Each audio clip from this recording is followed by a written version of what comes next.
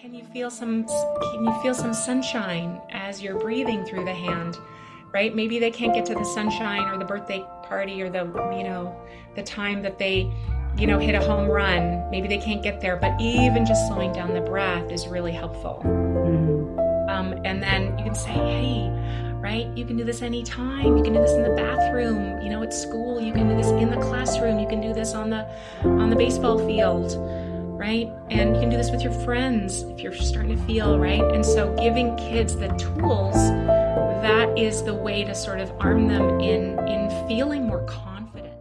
Today, I am thrilled and honored to have Dr. Jorina Elbers on the show. Dr. Elbers is a pediatric neurologist and trauma-sensitive heart math certified practitioner. As an assistant professor at Stanford University, she studied the neurological effects of chronic stress and trauma. She is currently the program director of the Trauma Recovery Project at the HeartMath Institute, developing heart-focused programs to help relieve symptoms of trauma and other stress-related conditions. Welcome to the program, Dr. Elbers. Thank you so much. It's so great to be with you. I didn't tell you before we hit record. It doesn't seem like a podcast hardly goes by that somebody doesn't mention heart math. And I think Karen Newell was one of the first ones. And, Dr. Alexander's partner and founder or co-founder of Sacred Acoustics. So anyway, heart math is so out there in my world. And so I'm so excited that you came on the show and told us a little bit more about it. And of course, we're going to talk about children today. And yeah, so let's get going. So for my listeners who really don't know, can you tell us a little bit what heart math is? Yeah, absolutely. So HeartMath has been around for about 30 years. And they kind of started out as a research institute, really studying the connection between the heart and the brain and the sort of physiology of emotions and how different emotions affect how they affect our physiology. And a lot of focus in on the heart and heart rhythms and heart rate and looking at different, stress measures like galvanic skin testing and cortisol. And really a lot of research went into the work that they've developed. And there are over 400 independent studies. And over the course of that time, that those 3 decades, they've developed techniques that are accessible for people in the moment for self-regulation. Because when we shift our heart rhythm patterns through slow paced breathing and positive emotion, turns out, we shift our heart rhythm patterns, and those heart rhythm patterns then communicate with the rest of the body, including the brain. So the heart kind of acts like a pacemaker for the rest of the body. And when the heart is in this sort of slower coherent state, which is a sine wave on heart rate variability, so which is the change in heart rate over time, we actually, when we slow down our heart rhythm, or when we slow down our breathing, or when we experience a positive emotion, we generate a different heart rhythm pattern, which has this slow sine wave. And this is really setting up a place of regulation for the body, which we can also call coherence. When our brain and our heart and our body and our mind are in sync. And the system then works much more efficiently. The brain has much more mental clarity. The digestive system works better. We're much more efficient from a performance perspective. This is ultimately an energy efficient program for the body. And so over time, we can have less fatigue, less pain, we're sleeping better. So this is something that we like to teach people to do every day so that they can really take some power back over their Yes. health, over their emotional well-being. That typically we just go to the doctor and take pills, but actually we have an incredible capacity to do this for ourselves. And we've sort of developed the tools and technology and the science behind how to do that. Wow, beautiful. So, so needed. Um, I'd like to talk a little bit or a lot about our children today. And of course, many are overscheduled and with computer time, screen time, and just all of the things that are going on. But before we once again hit record on this podcast, we were chatting about the children that are coming into this world today. And can you talk a little bit about that, how they're different and how we need to kind of change? We have to realize that and awaken to that. Yeah. Well, when I talk to parents, because I have a clinic as well and see kids and adults and work with families. I kind of liken the kids coming in that they've got like an iPhone 15 and we're running like an iPhone 5. Right, right. So their operating system is more advanced than ours. So what does that mean? They are generally more empathic. They're more sensitive. They're picking up on other people's feelings. They're connecting to their own feelings more than our generation and certainly our parents' generation, right? And so we've sort of evolved from, I don't know about you, but my parents, they never talked about feelings, they never Mm-mm. talked about emotions. You can cry, but go to your room, right? I don't want to see you. To our generation, which is like, oh, okay, this is uncomfortable. What do I do with this? Becoming aware at the very least of our feelings and emotions, and trying to figure out what to do with those. And then we've got our young kids who are coming in very aware and very sensitive and much more in tune with their bodies and their emotions than us. And so this results in these wonderfully sensitive and attuned children.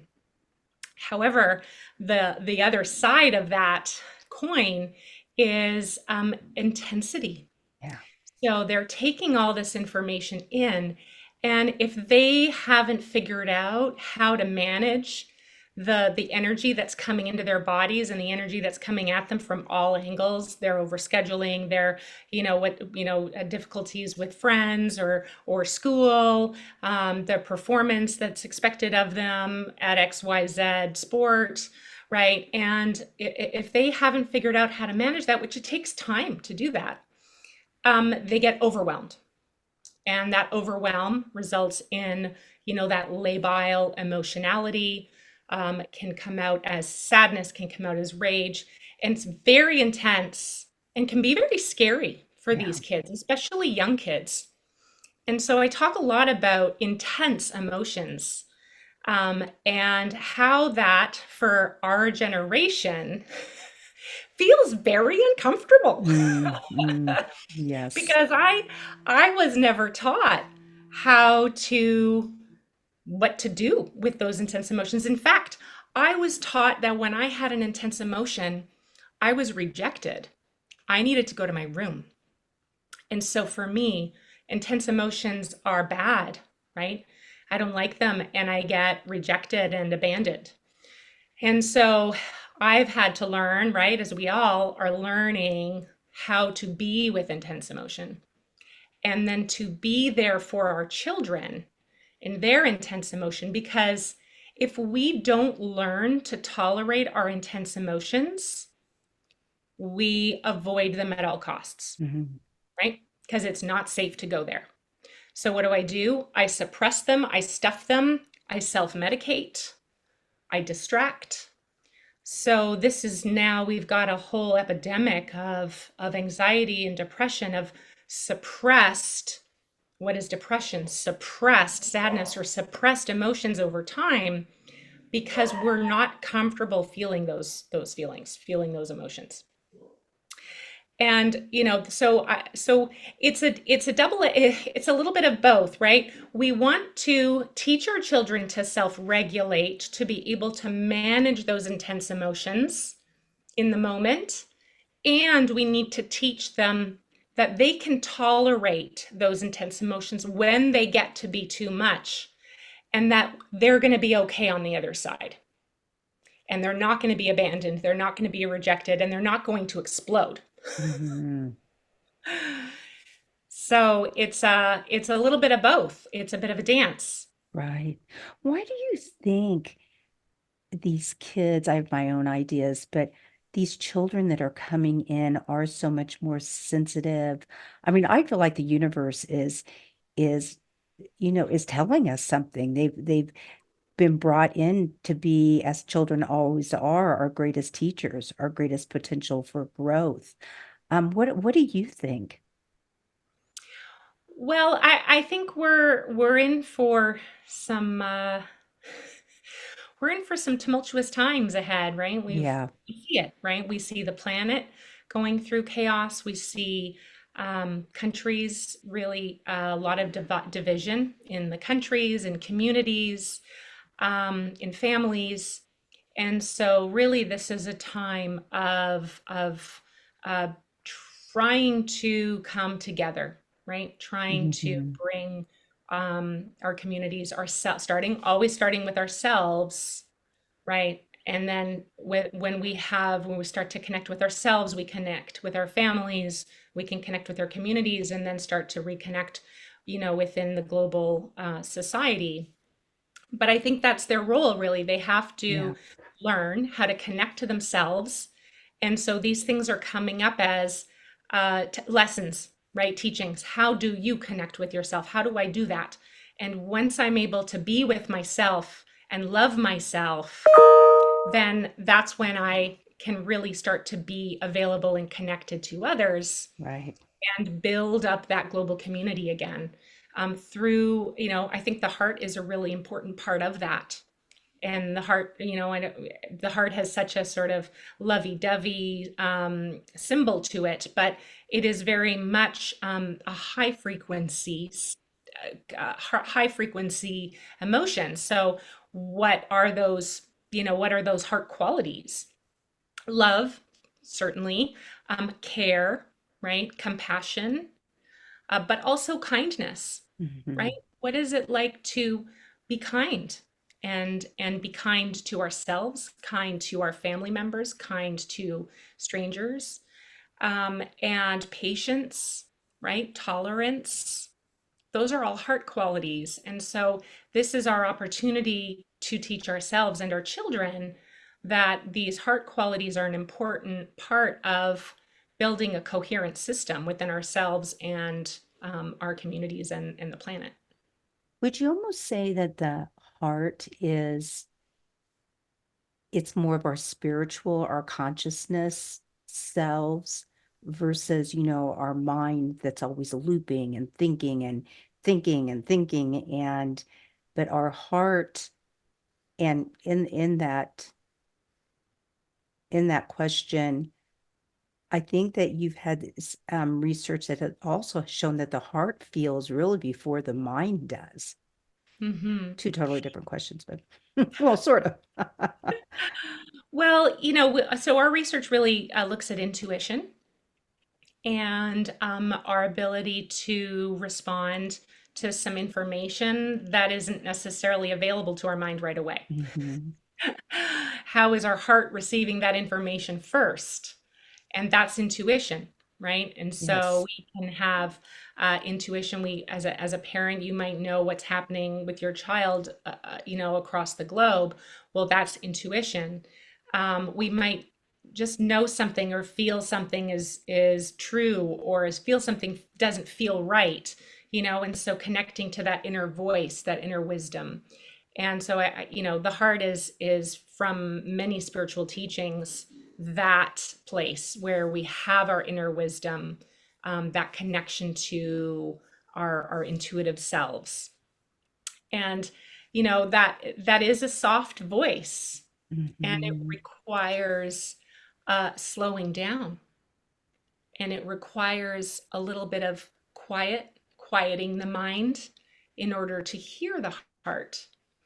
So I have a story from my son when he was probably 7, and he had was struggling with a lot of anxiety and separation anxiety from me, and he was so afraid that I was going to die. Oh, And every time, like, actually, I couldn't leave the house because he would literally melt down and like, you're gonna die, you're gonna die, you're gonna die. And I was like, honey, I just need to go grocery shopping. I'm just gonna get some milk and I'll be right back. Like, dad's here, brother's here, but no, no, no, like, mom, you can't leave. And it was really debilitating for him and for me. And so, I did a heart math technique with him called the freeze frame. So freeze frame is when we quiet the mind through heart focus and through a slow paced breathing. So we breathe in and out through the heart a little slower and deeper than usual. And then we're really shifting to a heart frequency. So shifting our emotional state to something that feels good for us. Let's bring your mind and your body into a good feeling, what feels good, right? What do you love to do? You love to be at the beach, yeah. right? And so let's imagine being at the beach together. What do you love to do? Like, where do you love to play, right? And so really bringing that in and just settling into that in his system. And so I did this technique with him and I brought him down and then I said, now I want you to ask your heart, right? Am I going to die? Because no amount of me convincing him was going to work. So that's why I did this technique. So we slowed him down and, he kind of settled in. And then I said, ask your heart. And he kind of like eyes popped open. He's like, it told me you're going to die. It told me you're going to die. And I was like, oh, okay. Tell me, tell me about that voice, right? Right, Tell me about right. the voice that you're hearing. He said, so loud. It's like screaming at me that you're going to die. And I was like, oh, honey, that's not your heart. That's your mind, right? This is our chance to really distinguish that screaming voice at you that's so loud, that's always hammering at you. That's your mind. That is not your heart. Let's do it again. And I really want you to stay quiet as you can because the heart needs quiet for you to hear it. So we did it again. I took a little longer this time, like really settling him in, slowing his breathing down. God, I could feel his whole body relaxing, right? And I was lying in bed with him at the time, and then he kind of said, "Oh, it told me that you're not gonna die." And I was like, "Okay, what does that voice sound like?" And he said, "It was pretty quiet. It was really soft." And I said, that's right. That's your heart. Uh, And so this is right, even for a 7-year-old to be able to distinguish between those two. But it really does require us to slow down and shift our vibrational frequency. Because if we're in anger, frustration, worry, that's the wrong vibrational frequency. That's not going to give you the heart. So you've got to slow down and shift that frequency to heart care, compassion, joy, kindness, appreciation. What do you love? What does it feel like to have the sun on your face?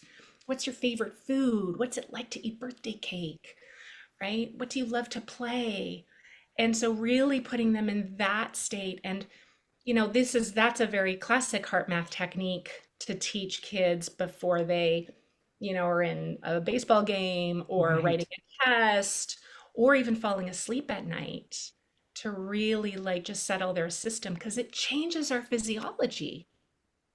And that's where, they have the power, right? They're not at the whim of every single emotion and screaming mind telling them something. They have the power to slow it down. Mhm.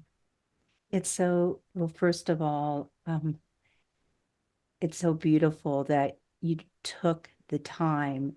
And for you, it's like, of course I took the time, but so, Well, I we all couldn't do. go out. I couldn't do anything. I was like, I need to do something. I'm sure you got it done. But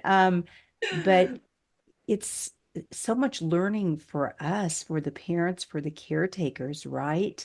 To teach these because really talking about it changes the physiology, that even the neuroplasticity. I mean, it's setting them up, having a toolbox for their life, for the rest of their lives. And it's so needed. So when you do this technique with children, do you understand the deep breathing, but do you also ask them to envision or think think about things that make them really happy? Is it kind of both those things together?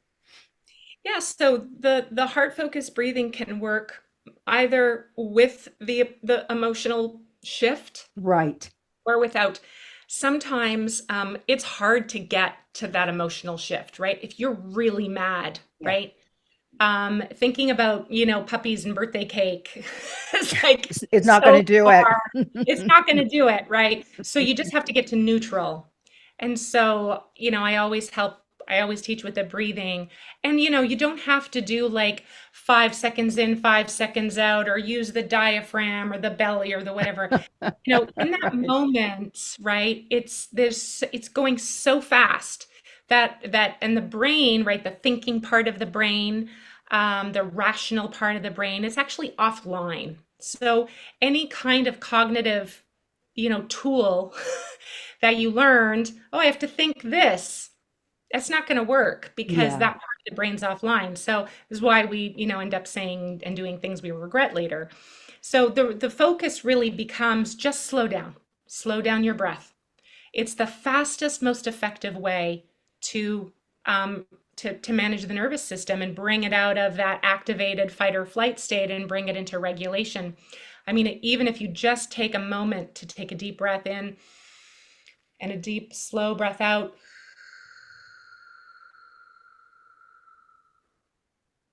and just notice one breath, how it makes you feel, right?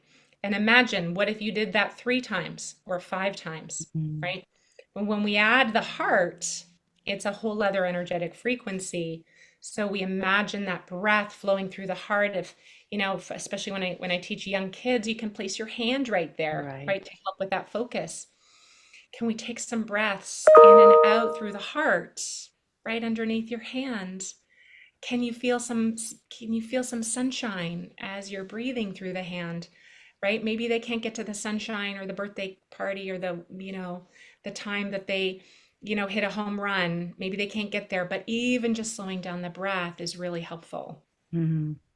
And then you can say, hey, right, you can do this anytime. You can do this in the bathroom, at school. You can do this in the classroom. You can do this on the baseball field, right? And you can do this with your friends if you're starting to feel, right? And so giving kids the tools, that is the way to sort of arm them in feeling more confident, right? And resilient for the things that are going to come at them, right? The world is a bumpy ride. Yeah. And these tools are the shocks on your car that give you the ability to roll with it and go over the bumps and soften, right? Soften the impact so that, hey, I can manage this. I'm going to be Mm. okay. For that, I love that. Thanks for sharing that. So when you're teaching these tools, do you suggest that I'm just imagining that if you possibly have a child do the deep breathing early in the morning, maybe just 2 deep breaths just to get the day going. And then at the end of the day, just so they get used to it and they remember that they have this tool and they're doing it well. At that point, hopefully they're not, really stressed or really anxious, but they have that tool so then they can go back to that. Is that part of the lesson too, doing it a few times a day? Yeah, I mean, we live such busy lives, right? And I think that I certainly do ask people to practice, right, as much as Right. possible, because the more they practice, the more it becomes automatic for them. So with kids, I always teach the parents Yeah. Yep. because the child will learn through the parent, and if the parent is regulated, the child is more likely to be regulated. Hmm. And so, regulating the parent and having the parent use the techniques in front of their child, I'm noticing that I'm really getting upset right now. I'm dysregulated. I'm activated, whatever words you want to use, right? Starting to have that vulnerability, but that conversation about this is just human. It's Right. human. It is normal to have emotions. Actually, they're very important feedback for our system. And so I'm noticing that I'm starting to get activated, upset, and dysregulated, and I need to take a breath right now. I'm going to slow down and I'm going to focus on the heart, right, as the parent. And that really just gives your kid permission, whether they do it in that moment or not, they see you do it. Your Yes. regulated nervous system is communicating with theirs. So even if they don't do it, that co-regulation happens intrinsically. And so the more regulated we can be in those moments, the more we can remain connected with our kids rather than separated, right? And the more we can show them, hey, you can do this too. So important. That's really important. Yeah. It's also, I love this because it's not telling the child that the emotion is bad or they shouldn't have it. It's validating. And like you said earlier, that you will get through this and let's, you know, exactly what you just said. Let's slow down and breathe. But you're validating that it's okay to feel crazy and feel angry. And I mean, everyone does. And I think that that's one thing that we do to children. It's like, you shouldn't feel that way. Stop crying or whatever we Stop crying do. is the first thing. How many Yeah. times have you heard that? Stop crying. It's in Yeah. movies, it's everywhere, It's right? Stop everywhere. crying. Yeah. So that what message does that send, right? That's an intense emotion. And what we're Right. teaching our kids there is intense emotions are bad. You know, you shouldn't feel them and you should avoid them at all costs. Mm. And what does that turn into? Turns into suppression. It Yes. turns into depression. Sickness, And physical. ultimately, these kids, physical illness, and then ultimately, these kids self medicate, right? Right. They learn, what can I do to not feel this? Oh, drugs and alcohol. That's the Right. easy one, right? Right. Or to be happy all the time. What can I do?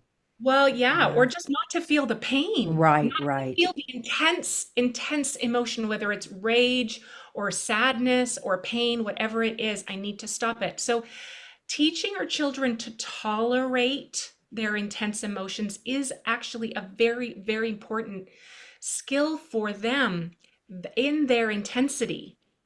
And we've sort of, we see what happens when we don't deal with our emotions. We have an epidemic of Yes. drug and alcohol and substance abuse, partly because we have, right, generations who don't know how to deal with intense emotions. I Mm. think that's my personal opinion.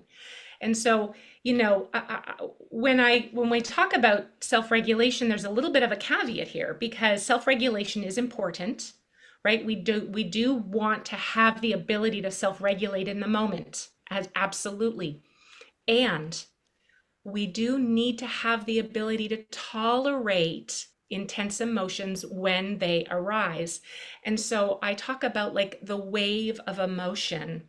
And the wave of emotion is literally that. Emotion is energy in motion, right? So you think about a wave, right? It's got an upswing and a crest at the top and then a downswing. And that's how emotions go. So there's a beginning, a middle, and an end. And I'm going to say that again because it's really important. There's a beginning, a middle, and an end, which means whatever's happening in this moment will end. And it can feel scary that you feel Yeah. like this will never end and I need to stop this at all costs. And it will end. The emotion will. And now it might take an hour, and I've certainly been there, but it will end. Okay. And that the time to self-regulate is the beginning and the end. Those are the opportunities, those are the windows where our kids are going to have enough capacity to breathe, to bring that emotion, shift that emotional state, to be with you and connected with you enough to listen to you or co regulate with you, right? Um, at the top, at the crest of that wave of emotion, right? And many of us parents have been there. My kid is going crazy. They're so upset. They're having a tantrum.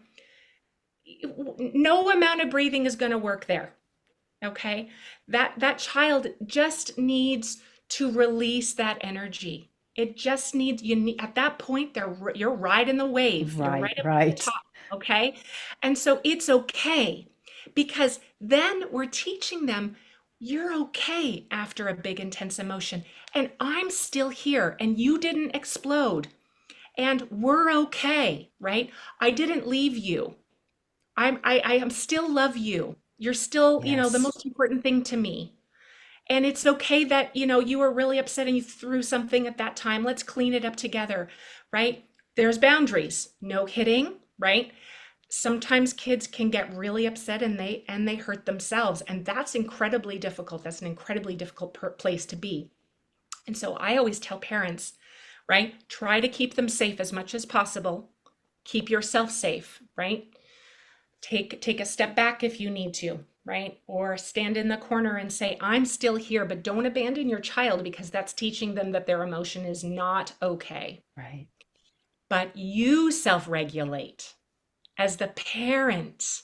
This is your very important chance to stay connected and regulated as much as possible. God, this is so darn uncomfortable for me right now, and my kid's just going through it. I'm going to do my breathing. I'm going to slow down as much as possible, and I'm just going to be present with myself and with my child, knowing that it will end. But I just need to be with them right now so that it's so scary. Those Yeah. intense emotions are so scary. And if you knew how scary it was, all you would want to be is with your child and let them know I'm here for you and I'm right here when you're done, when you're ready, I'm right here. And it's okay to feel this. It's okay. And that's the crest. So, self regulation for the child at the beginning and the end, right? As they're coming out, hey, let's breathe together. Hey, right? That we regulate and then then we can relate and then we can connect. So that's Bruce Perry's work. But regulation at the end, at that top crest, mom and dad are regulating or Right. whoever is with them, and very important that we hold that container because again our regulation can help them. We're communicating with them all the time. That nervous system connection is helping them to get regulated when they're ready. Mhm.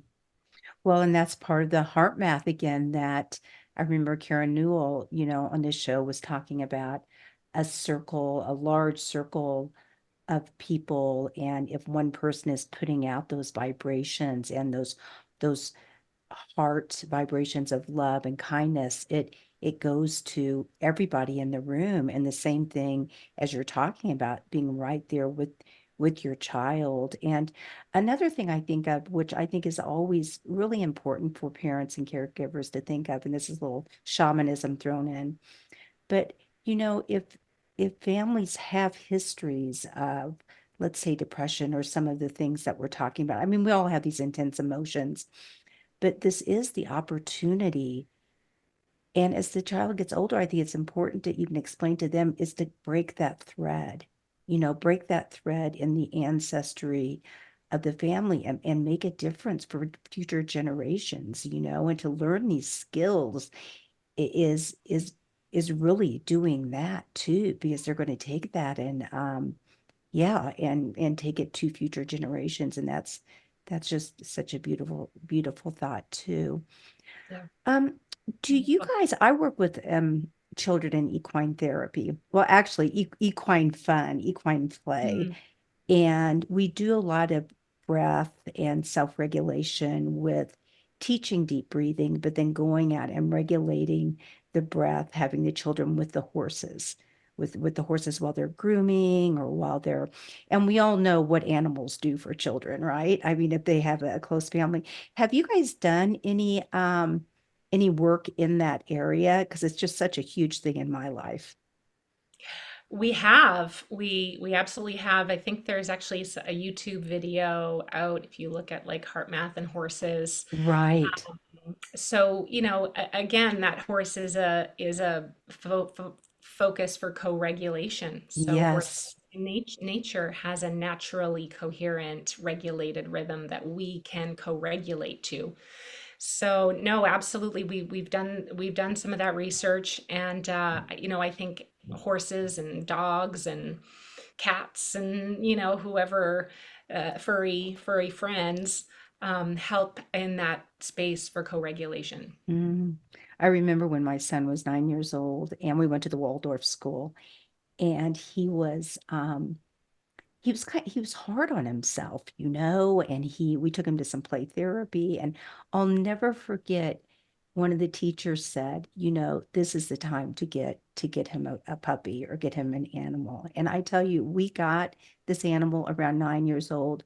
Oh my gosh, they would sit and like have full on conversations together and didn't even know what they were saying. And it helped him so much. And so bring those two things together, not that everybody has to run out and get a puppy, but bringing that just one more thing in your toolbox to Yeah. help slow down and be present. And really, I think take away the attention off yourself too. Because all of a sudden you had this beautiful animal to love who is just loving unconditional.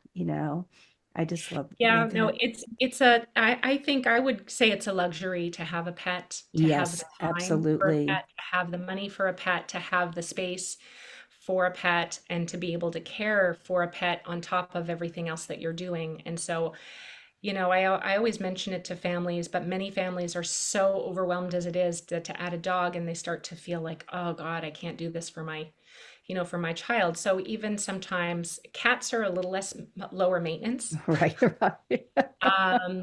Hamsters and bunnies and gerbils and things. So giving them something that they can look after as well and develop that connection to if they can't get a puppy or, Yeah.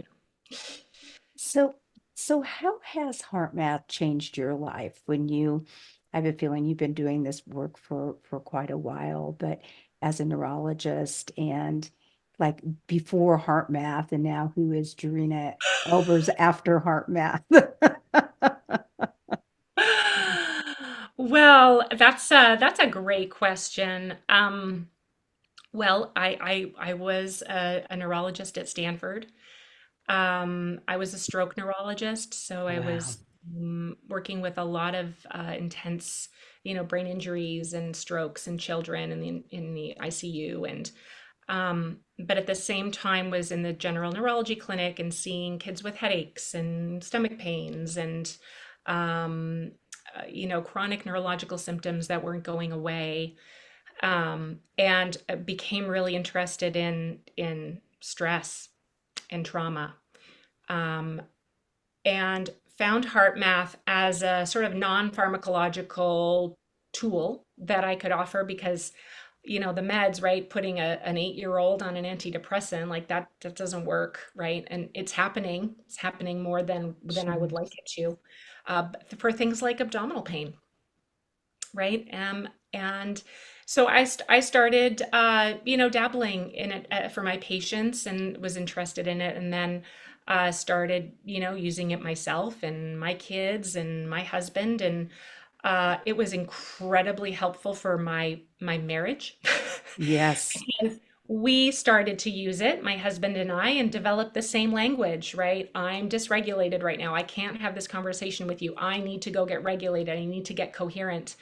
I'm going to do my breathing, right? These techniques, when you use them, they work, just like, any pill, but it works. And so we would have conversations that we couldn't have without heart math because we would have to stop halfway through because it was too bright, we're too triggered.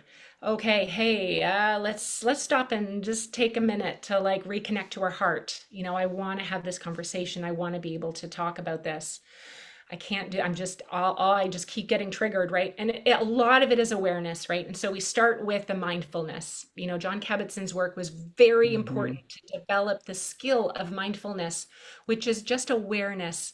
I am feeling this way. I am noticing this thought. I am, right? All that. But that's not the end point. That's the beginning. Because then when you're aware, you can change, then you can implement the tools, then you can do the self-regulation, then you can, but without the awareness you can't do that. So Right. everything starts with awareness, and then we, using our tools, of course.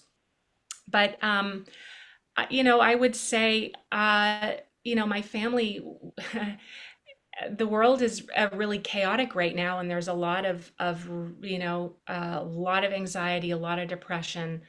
um, we don't experience any of it in our family, like at all. And we spend a lot of time and, hey, be kind to your brother, right? And let's be patient. And everybody's feeling really, I'm noticing the energy starting to ramp up here. Can we all just slow down? Can we take a breath together? So we're all kind of working on the same language with the heart math, so we all know what we're talking about, and that's very, very helpful. Mm, So, and now, of course, I left Stanford, and now I have a private practice where I work with chronic stress and trauma in adults and children, and every single patient who comes in my door gets heart math, every single one of them, wow. because self-regulation is so important, because trauma is a condition, it's a chronic condition of dysregulation. And the antidote for that is regulation. So I'm teaching my patients, every single one of them, the first visit they get is heart focused breathing, so that they can self-regulate in the moment when they need to. And then they go and they practice, and then they come back, and then we continue our work. But that is critical. Yeah, it's so, so important. And it's so simple. It's breathing, it's so, so simple, but yet It's something so we know, we've been working difficult. with for millennia, right? We know that breathing Yeah. works, Yeah. except we don't have a pharmaceutical company who makes money off of it. Yeah, So, exactly. so Exactly. we don't have as good. We're starting to get the research, starting to, but it's still early days for that. Yeah, yeah. Well, it seems like you have a lot of research out. I mean, you're the only ones as far as I know. I'm sure there are others, but yeah, you do have a lot of really good research out there, which brings me to the question. If people want to find out more about this and watch some videos and get like more get deeper into the subject and learn more techniques, how would they go about doing that? Yeah, so we have a Heart Math for Parents course that we developed a year ago, or 2 years ago now, which is a fabulous, it's 4 hours on demand in 10 to 15-minute snippets, divided into four sort of main categories. And we teach four techniques. And we talk about how to bring it to your family, how to bring it to your kids, how Mm, to make it part of your daily routine so that it works. Because just doing it on one-offs, it's not going to right. be as effective. It can still work in those moments, but to really bring the heart into your family, this is a fantastic course, and we talk about, emotions and big emotions and communication, and intuition and decision making, and building safety and connection in your family. And so that is Heart Math for Parents. I don't know if I can, give you a link or something, but it's available on the HeartMath Institute website, under trainings.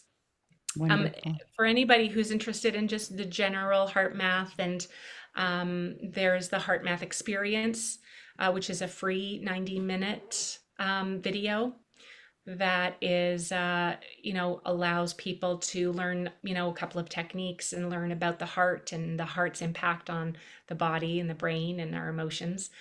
And so that is a free 90-minute.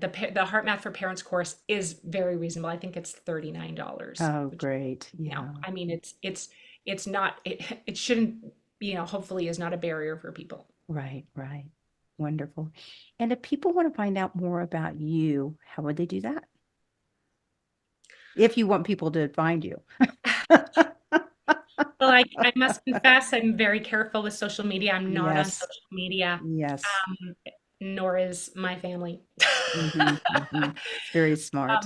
So far anyways. Yeah, And so I have a LinkedIn profile, and I have my website, my clinical website for my clinical practice in Santa Cruz, California.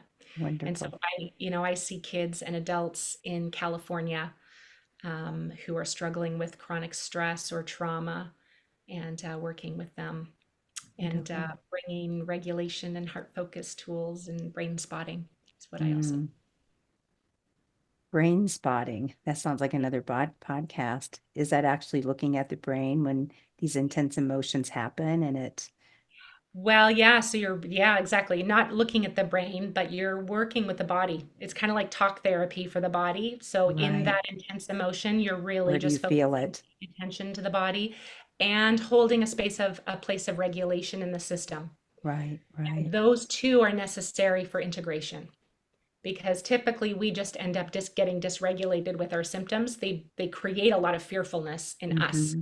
and that builds more dysregulation into the system and a perpetual cycle. When we pair it with regulation and we allow it to be there and we allow it to, then it's allowed to integrate and the symptoms get better. Interesting. Do you talk about the chakra system at all, or is that kind of foreign to? I mean, I know of it, but it's not Yeah, something that I use or need to use with my right. Yeah. patients. We We, just use it sometimes with children where they have a bellyache, and we just talk about that. mm, That is the sacral chakra, and to be able to, open it up and breathe deeply into it, and different things like that. Yeah. So that's more of what I was sort of thinking about. Is it the sacral or the anyway? Well, is there anything else that you would like to mention before we close out our conversation? well, I mean, I would say that being a parent is the hardest job in the world. It's incredibly fulfilling and it's really hard. There is no instruction manual for our children.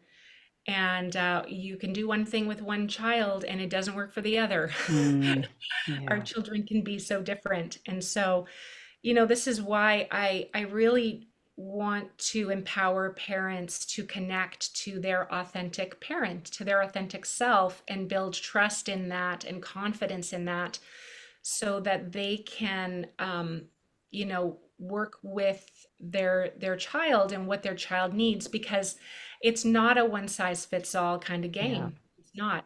And we're always having to adjust and grow and shift and be aware of what's happening. And it's all growth, right? What you did last year, you wouldn't do now. And Yeah. so giving some compassion and some allowance for the messiness, the imperfections, the times I didn't do it right, the times I wasn't my best self, and being able to have some of that patience and compassion for ourselves as parents because Yes. it's hard. It's really hard, um, and it's not always gonna be perfect. And so, can we shift the ratio, right? The ratio of times where I was, the kind of parent that I wanted to be more of the time, right?